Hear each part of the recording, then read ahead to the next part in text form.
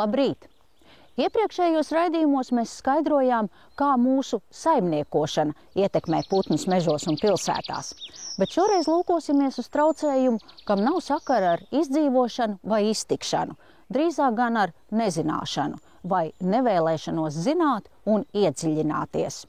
Un vēl viesosimies pie kāda īpaša spārnaiņa, pie putnu pasaules lepnākā gaļa, ar kuru diezin vai gribētu sastapties mežā aci pret aci.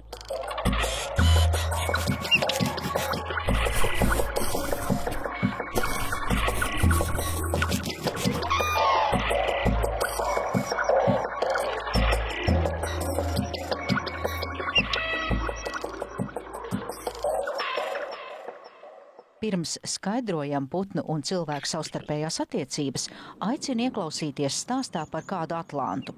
Tas šoreiz nebūs ģeogrāfijas atlants, kādu zinām no skolas laikiem, bet īpašs putniem veltīts.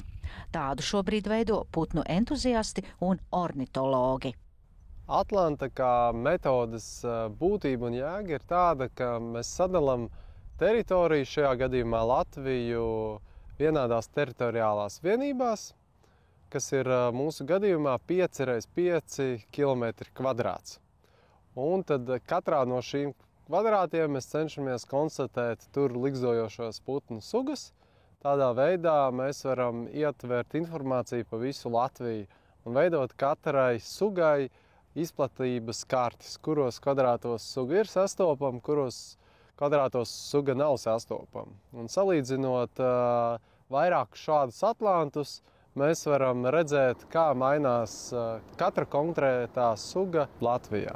Datus mēs vācam Eiropas ligzdojošo putnu atlantam, un Atlantā piedalās vairāk kā 50 valstis no visas Eiropas. Vāc datus par vairāk kā 500 tur ligzdojošām putnu sugām. Mums Latvijā ligzdo nedaudz vairāk kā 200 putnu sugas, un dati tiek vākti 5 gadus. Atlanta veidošanā var piedalīties pilnīgi jebkurš, kurš pazīst kādu no Latvijā ligzdojošiem putniem. Ziņot šo putnu viņš var Dabas dati LV, ir portāls, kur mēs savācam ziņas par ligzdojošiem putniem.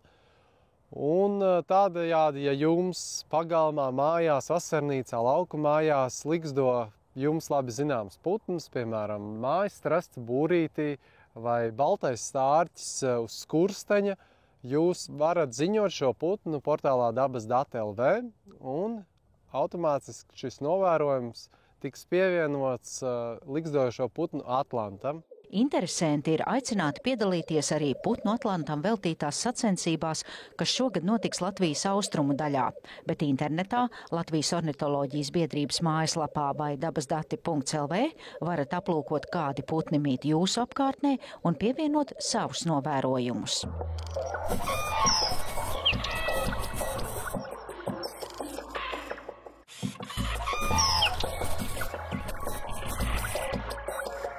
Šodien mūsu galvenais varonis ir putns, kurš ir košs, tam tīk mellenes, spilves un skujas, un tam ir arī sava iemīļotā ēdampriede. Un daži šīs sugas eksemplāri ir vienkārši traki. Tik traki, ka pat cilvēkam iedvež bailes. Runa ir par medni, skaisto, lepno un visnotaļ privāti īpašniecisko putnu, kas riesta laikā nav sajaucams ne ar vienu citu. Riests ir tāda plašāka teritorija.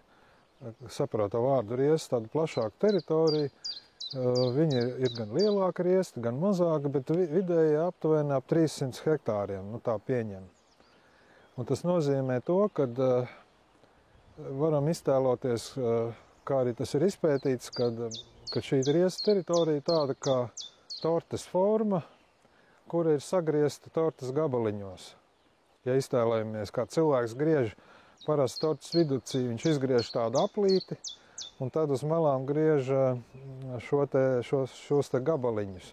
Lūk, katrs tas gabaliņš pieder atsevišķām gailim, tā ir viņa teritorija, meņu gailim, un vidū tajā aplītī tur saimnieko tas riesta galvenais gailis.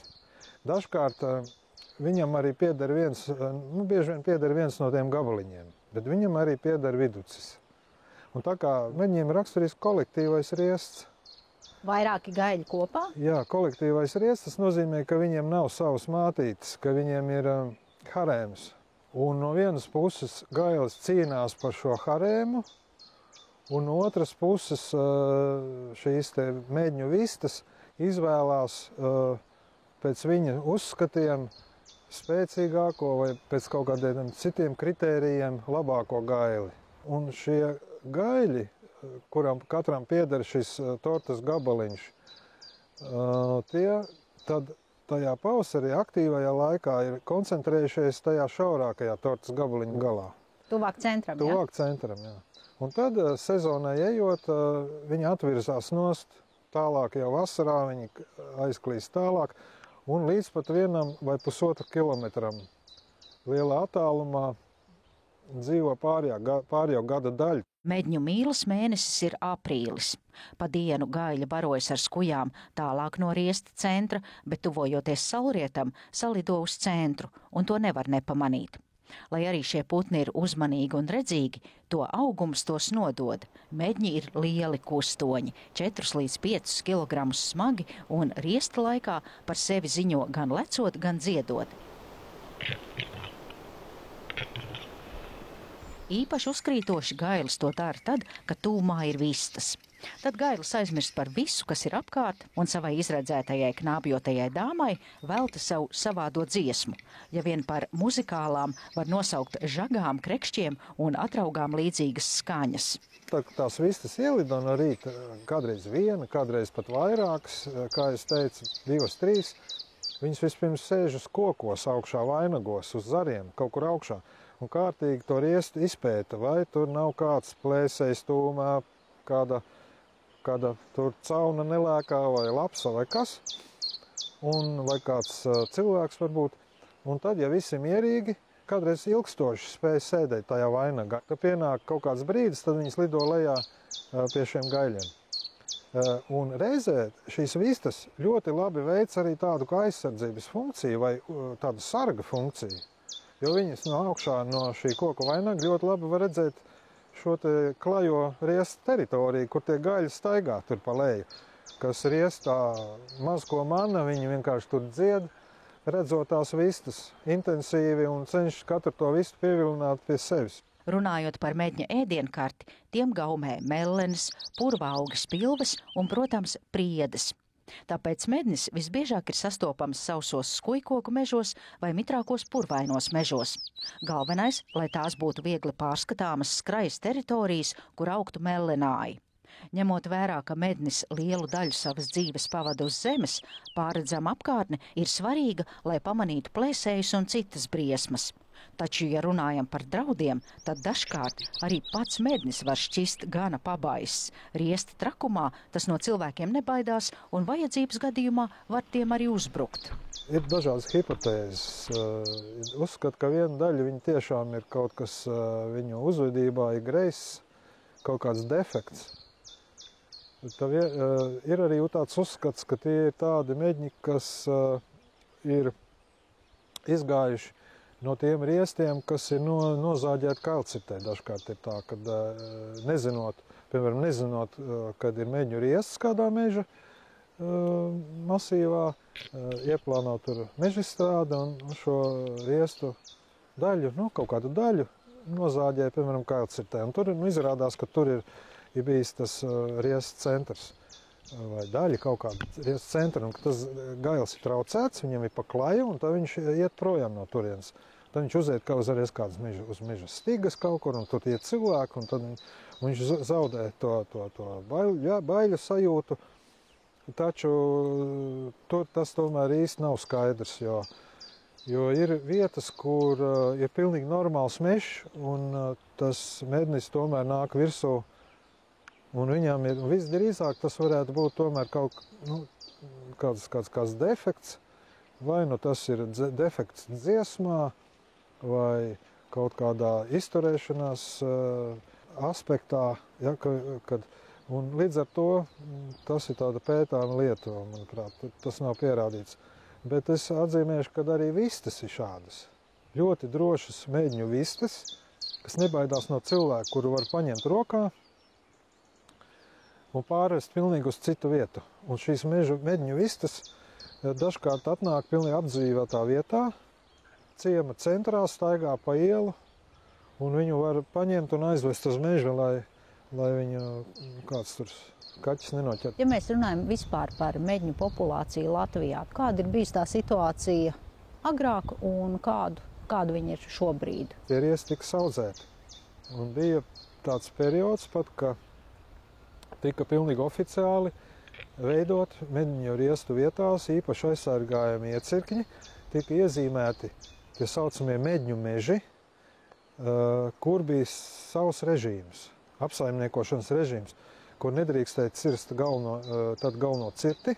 Tagad mūsdienās pēc Eiropas Savienības prasībām, ka Latvija iestājās Eiropas Savienībā un pievienojās visām konvencijām, tad medņu pavasara medības Latvijā netiek veiktas pašlaik. Aizliegts pavasara medības, bet medni var medīt rudenī. Medņa riestam mēs varam palīdzēt apdomīgi izkopjot viņa teritoriju, jeb izzāģējot eglis, kas mednim traucē, kā arī mazināt meliorācijas sekas. Daudzi medņu riesti ir postīti ar meža nosusināšanu, tādējādi mežiem aizaugot ar eglēm un vaivariņiem, kas nav medņa mīļās priedes, spilves un mellenes. Un līdz ar to arī izrietēja šī darbība ar šo egļu izvākšanu, kas ir diezgan mehāniski, protams, bet diezgan efektīgi, jo tās eglis tomēr netik ātri atjaunojās. Viņas tomēr diezgan lēni, jo šīs priežu pirmā stāva mežaudze notur tomēr to egli kaut kā apvainojamā, un tā egli netika veiksmīgi atauga. Ja jau pēc gadiem 10 vēl nav atjaunojusies šī egle, tad tas ir diezgan efektīvs paņēmiens. Un ir vērts to darīt, ir vērts izzāģēt šo te egli ārā, lai uzlabotu mēleņu sastāvu, attiecīgi uz barības augus, kas šajās vietās auga, tajās vietās, kura bija šī otrā stāva egle. Kā sapratām, mednis ir prasīgs putniņš, vajadzīgs tam gan mitrums, barībai mellenāji un priedes, nedaudz arī sausums un labi pārredzama teritorija. Un tur var arī palīdzēt cilvēks, lai padarītu mednim patīkamu vietu no tādas uz tādu.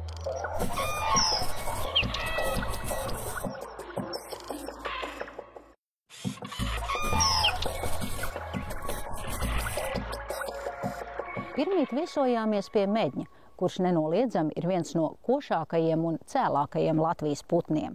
Taču tikpat cēls, bet tiesa gan krietni vien jūtīgāks un retāk sastopams ir lielākais pūču dzimtas pārstāvis ūpis, ko tēlaini varam dēvēt par lidojošo tīģeri. Rets, jo Latvijā ligzdo vien daži desmiti pāru, jūtīgs, jo pamet ligzdu pie visniecīgākā traucējuma. Ūpi spēja aizbaidīt prom pat viens vienīgs motorizēts mežā braucējs. Un varam tikai minēt, cik daudz trokšņa ir bijis iebraucot šo trasi. Vispār jau ūpis ir tāds savāds putns, kurš ligzdo uz zemes, un tādējādi viņa dējumi un perējumi ir pakļauti dažādiem plēsīgiem dzīvniekiem. Pirmkārt, tās ir meža cūkas, jenots suņi, lapsas, āpši un citi. Ligzda atrodas, kā redzēt, paugura pašā virsotnē, no kuras perējošajai mātītei ir lielisks skats uz apkārtni. Var redzēt tuvojošās briesmas. Diemžēl nav labs stāsts šai ligzdošanas vietai, jo pirmo gadu, kad ligzda tika atrasta, ligzdošana šeit izrādījās nesekmīga. Un tika atrasts izēst olu čaumalas. Pie vainas ir traucējumi apkārtnē, jo šeit Lielās Kāpas rajonā Ir ļoti daudz dažādu apmeklētāju mežā. Jau no agrā pavasara tikko sāk izzust sniega sega. Šeit uzrodās puiši ar metāla detektoriem, kuri cenšas atrast, piefiksēt vietas, kur varētu būt zemē paslēpta kāda Pirmā pasaules kara atribūtika. Vēl trakāk ir, ka šo reģionu ir apsēduši arī kvadraciklisti, kuri braukā pa kāpām, tādējādi iznīcinot zemsedzi un traucējot upju ligzdošanas vietām. Līdzīgi kā tas ir noticis arī ar šo ligzdvietu. Ornitologiem nav pa spēkam cīnīties ar motobraucējiem, kas izdangā mežus, un diezin vai kāds spēs pasargāt kultūra vēsturiskas teritorijas no senlietu racējiem. Taču tas, ko putnu pētnieki ir darījuši, lai kaut cik spētu upi pievilināt, ir mākslīgo ligzdu izveide. Man izdevās nodibināt diezgan labus kontaktus ar Latvijas populācijas upiem, pakāpeniski pieradinot viņus ligzdot cilvēka roku veidotajās mākslīgajās ligzdās, kuras tiek ierīkotas prom no zemes, prom no naidīgajiem, kaitīgajiem postītajiem, augšā kokā, kur upis atrodas drošībā. Dodamies apsekot turpat blakus uzbūvēto mākslīgo ligzdu un secinām, ka to šogad upis neapdzīvo.